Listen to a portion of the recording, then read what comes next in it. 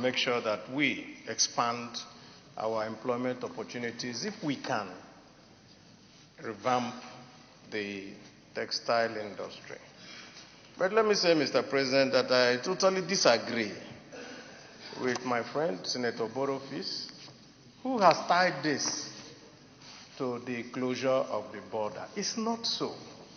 Closing the border and doing nothing will not lead us to increase the importation, production of textiles. The real problems have been indicated here. The first one, the fact that we are unable to produce the cotton that we need we need. Of course, but far more important is the fact of power. Power was the key problem that made most of the textile mills close. Because once it became very, very difficult after 1982 for industries to be supplied with power, and they needed to switch over to now produce their own power in order to do production. It became a lose-lose situation for most of the industrialists. And when they now saw that it was better, through some very, very, I will say, policy of government that couldn't be explained, where government was because somebody has a textile mill, will give him an import license to import, pending when he can ramp up his production. And then, of course, all the Indians who were doing production moved into importation. That's just what happened. And we could see this continue to happen. And of course, from being having warehouses of textile materials, they now had warehouses of rice, warehouses of wheat, warehouses of sugar. And that's exactly what has killed this industry. So I will follow and thank our good friend for bringing this motion to say to the federal government, do the fundamentals, do power, make sure that the smuggling of textile products and, of course, the very low, including the fact that the ECOWAS protocol and African free trade also helped to destroy us because people were moving textiles into Ghana and everywhere and then bringing them for free at very lower very lower costs here. So we have to have a comprehensive look at each part of this matrix that has led to the problem. And I think that the way the government is today, with the chairman of the APC, a former textile worker, the government ought to have far more interest in making sure that textile industries are expanded. I come from Aba, and we have a textile industry there. It closed. Yes, it used to provide employment for most people around the area. At the time that it closed, it was employing close to 14,000 persons. Now think about 14,000 persons multiplied by 30 that people have to depend on. And that will tell you how much that small factory in Aba used to do for the economy of the place. And so I fully subscribe to this motion and say that if anything that needs to be done, let it be done to make sure that the textile industries can be revamped in Nigeria. I so submit. Nduma is distracted. Yeah, Mr. President, I'm Gabriel Suswam from Benue Northeast. Mr. President, let me thank the mover of this motion because this motion seeks to address the economic problem that have bedeviled this country over a long period of time. In this motion, 3 sectors of the economy will be impacted positively: agriculture, manufacturing, and the labor sector.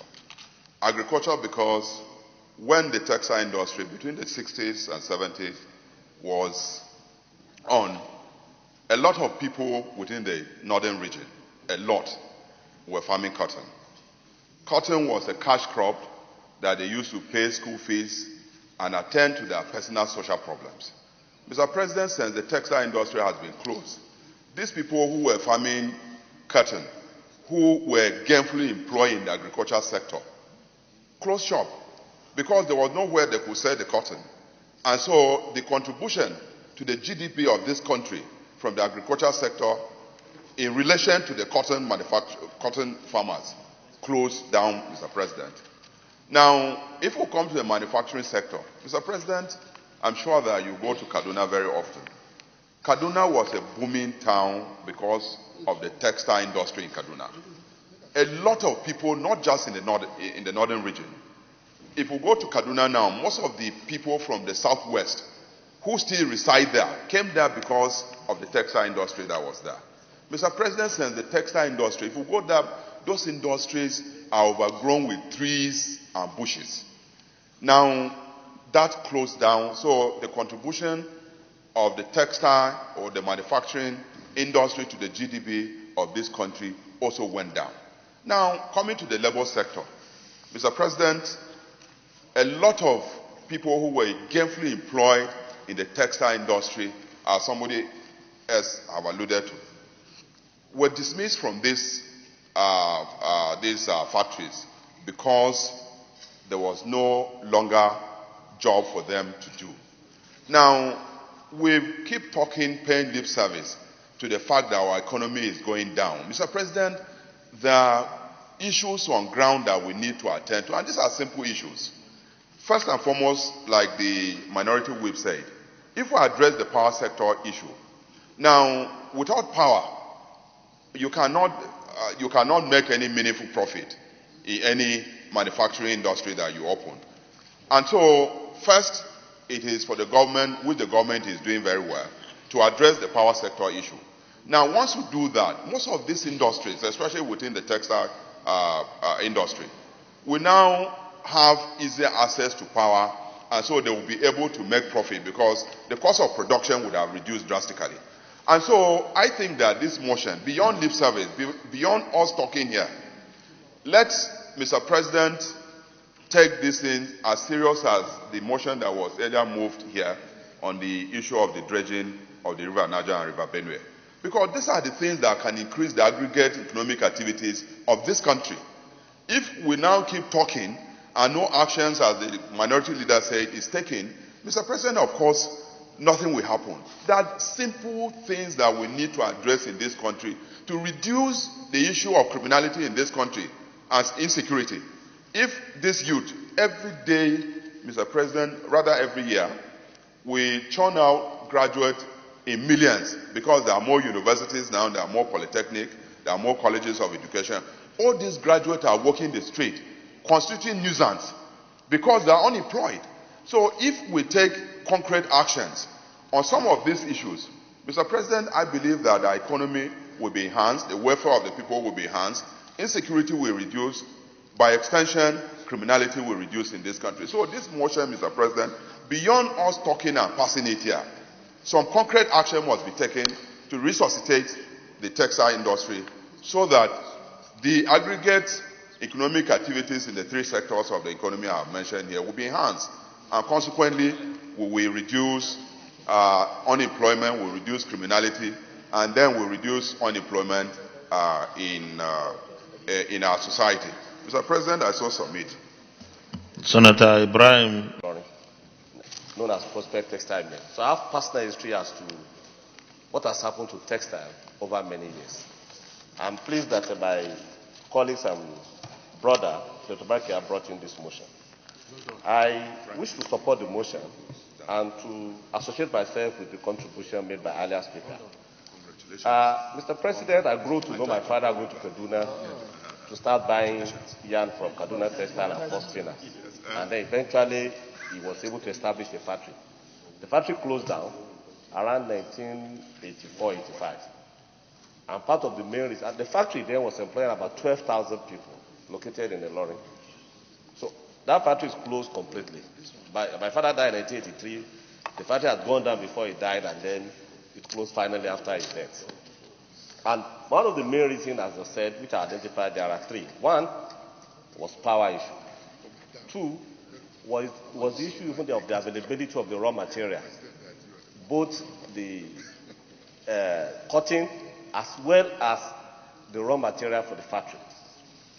Because, yes, it's good to establish factories, but if you look at what happened with the Naira with foreign exchange and so on, to be able to procure certain raw materials, they have to procure chemicals, procure all those things. So, Mr. President, I agree that we need to revamp this particular sector because of its importance to the economic growth of this country, to security, and to overall national survival. Why? Because, as the last speaker just said, we need to look at it holistically from the agri perspective. In those days, cotton used to be produced largely in many parts of the north. And this has gone down now. Not only because of industry, but because the farmers are not encouraged. So if you go back to that, we create more jobs, we address security, we address economy. Then the factories we have, then we can. Nigeria used to, in fact, export cotton because we cannot consume what we are producing. It means we can generate resources. The second part of it, Mr. President, will be the issue of labor. Everybody that graduates now look for a government job. We are considering budget. We saw the huge amount of money we are spending on salary and human resource and personnel. Government cannot continue to spend like that. That's why we are not able to spend money on capital, infrastructures, and so on with them. But if there are private sectors or there are industries working, it will employ a lot of our youth, and they will be able to create jobs. Mr. President, the next thing will be, I don't disagree with the minority about border closure. Yes, people go out to import, as they said, they don't import directly even through our border. They import to Ghana, import to Republic of Benin, and bring it through the closer border. If there are no availability, we have to use what we produce. Because sometimes the other thing is about the local usage. When we have issue of lack of production, but those that are being produced are not consumed by most of us because we allow importation. So as such, the area that talk about restriction of importation is very important, and I support it. To be able to say that we put very high, the restriction may not be just the banning, but we put tariffs on it that will deter people from using foreign one, but consuming what we produce locally. So therefore, Mr. President, I submit that it will be necessary, just like we did in the last motion, that this particular sector, the executive should give it a special attention and look at it holistically from all perspectives. Addressing the issue from the agri perspective, from the manufacturing perspective, and from how to the power, and as well as how to support the industry to survive. I therefore support the motion and urge my colleagues that we do support this motion, but specifically when we go to the prayers, we may be able to add more to be able to strengthen its implementation. Thank you, Mr. President. Senator Abdullah. More than morally bound over and above the duty I owe, being a member of the Senate, to make contribution to whatever is being discussed. I owe this sector a duty, Mr. President, and I feel emotionally touched by the contributions that my colleagues have made this far. I started my career in the textile industry. My first point of call when I left college was Kaduna Polytechnic. Kaduna Textiles. I worked in the textiles for about 2 years. And it was during my most formative period of my life. I know and I remember very well what the textiles industry meant to this country. At the time I was working for the textile, or in the textile industry, we had my employer then, Kaduna Textiles. There were not less than 5 textile factories in Kaduna alone. At the time, there were 3 textiles industries in Kano. There were 2 industries, textile industries in Funtua. We had 2 in Zaria. We had 3 in Ikeja. We had 1 in Abeokuta. We had 1 in Onisha. And we had a textile in Aba. So the textile industry, Gusau had 1, that's in Zamfara. The textile industry was one of the greatest employer of labor in Nigeria. It was one of the factories that was moving the Nigerian industry during the first pre-independent, post-independent period of this country. Most of these factories I mentioned are either moribund or completely gone. Mr. President, we are beginning to get these statistics of the population of this country, that we are 200 million people today, maybe more than that. The textile industry need nobody to convince the other that it is, for all intent and purpose, a strategic industry. Because if you imagine, Mr. President, clothing 200 million Nigerians, then you can imagine the scope of demand for textile industries to clothe us.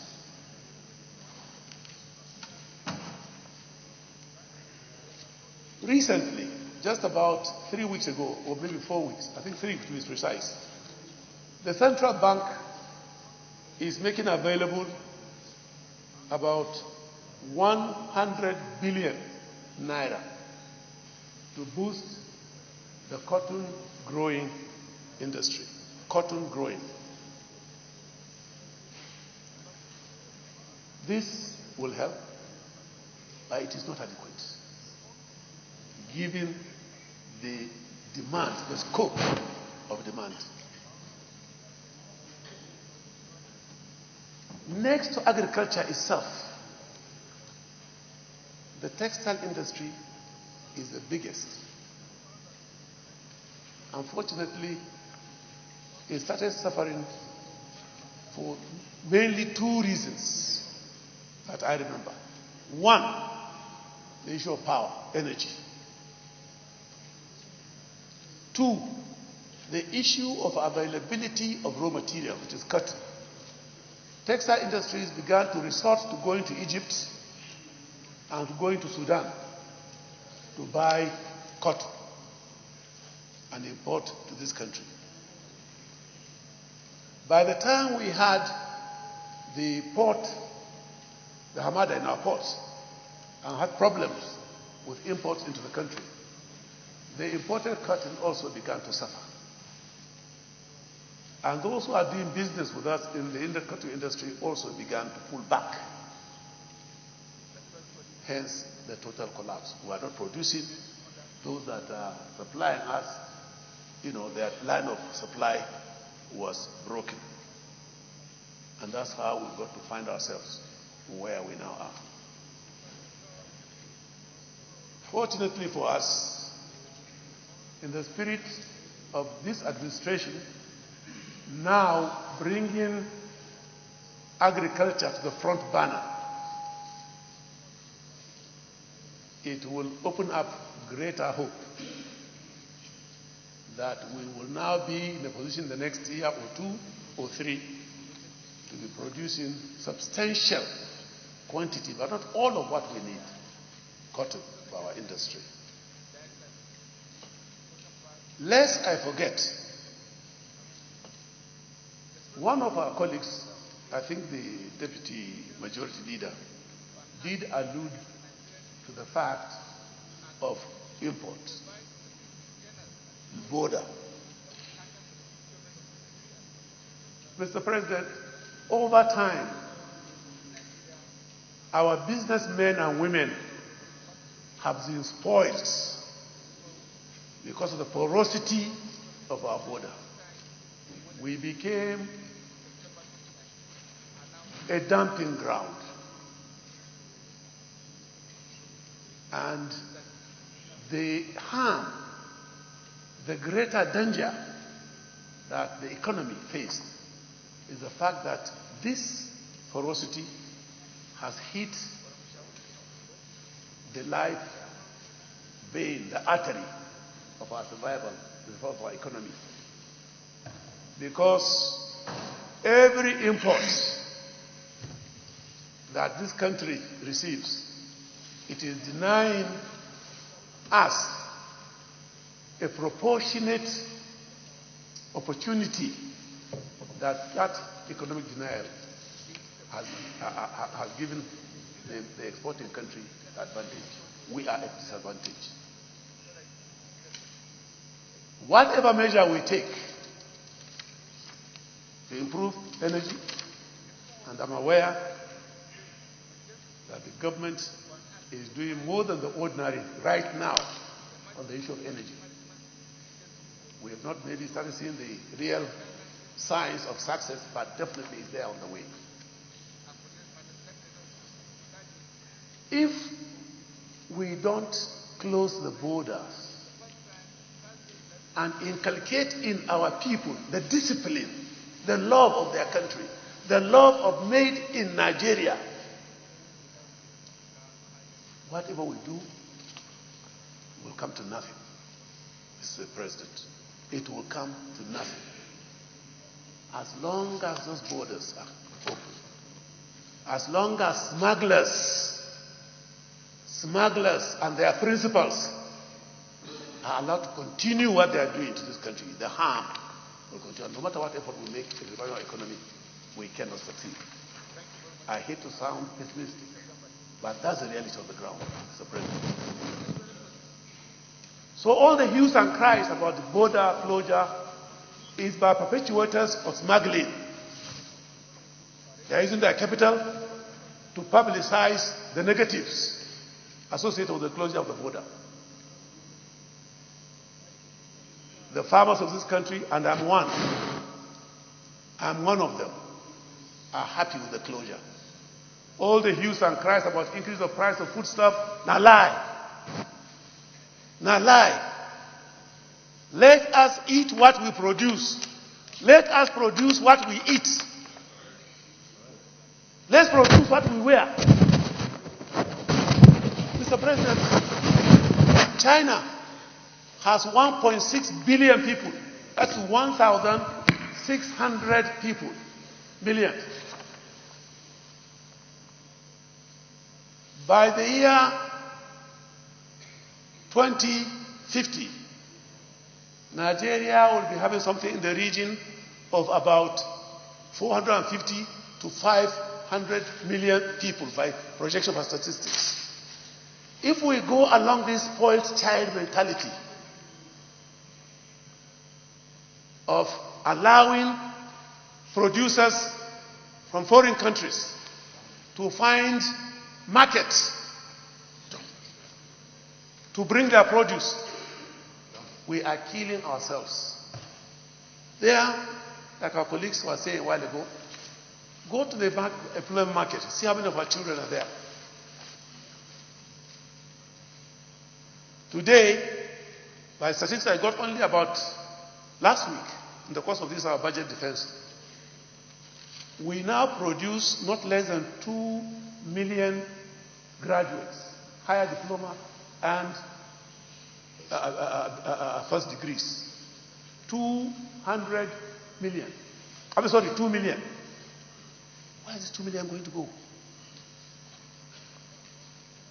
It's a time bomb. It's a time bomb. You take it or you leave it. Unless this economy opens, unless we can employ these children,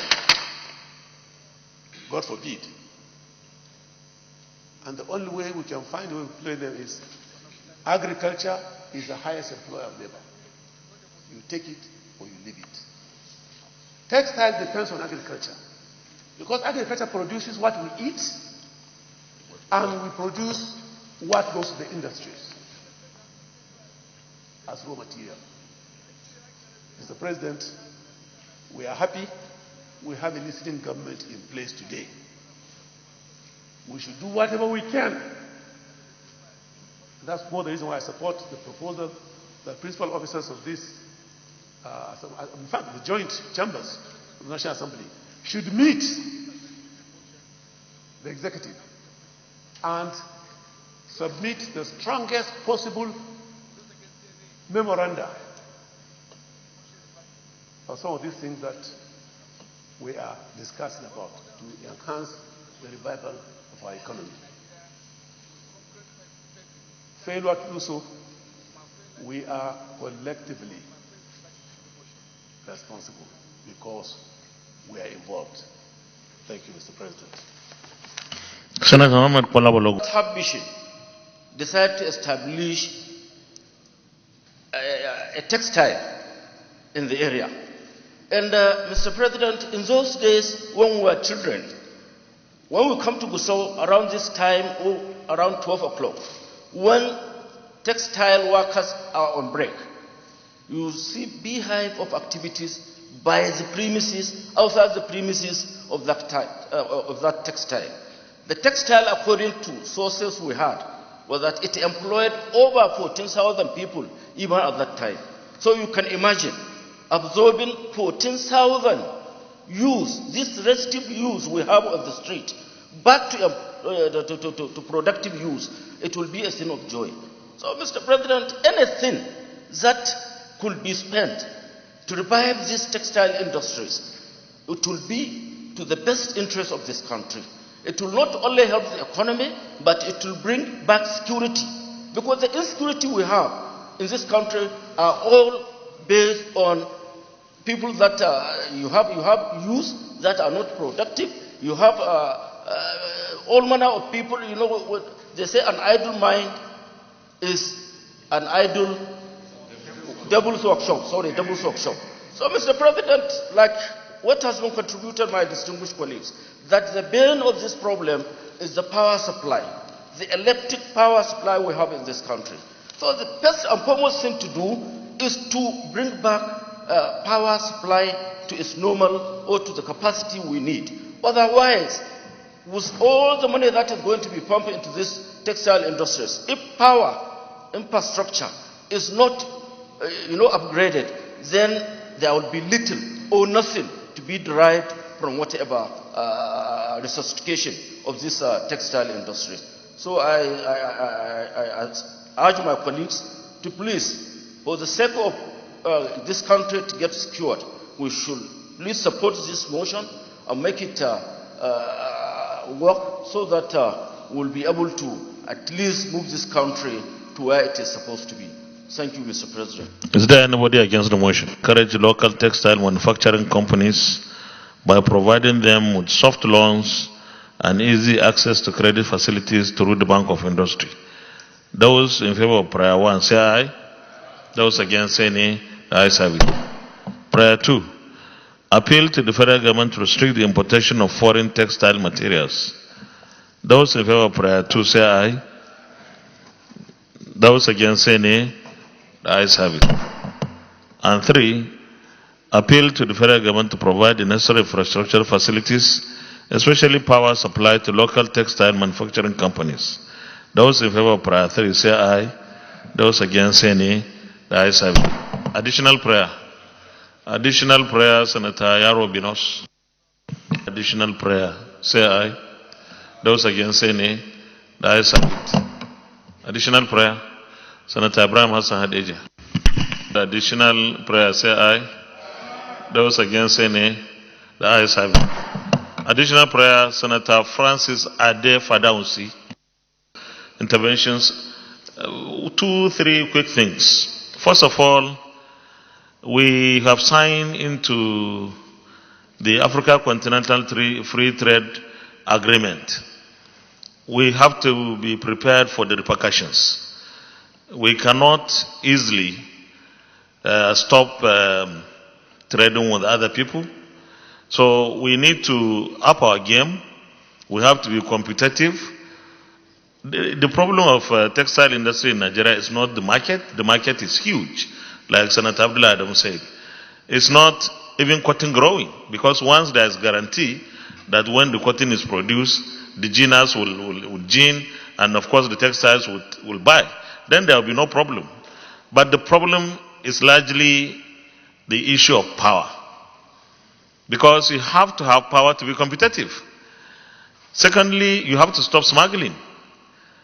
These two are twin evils that we have to fight against, really.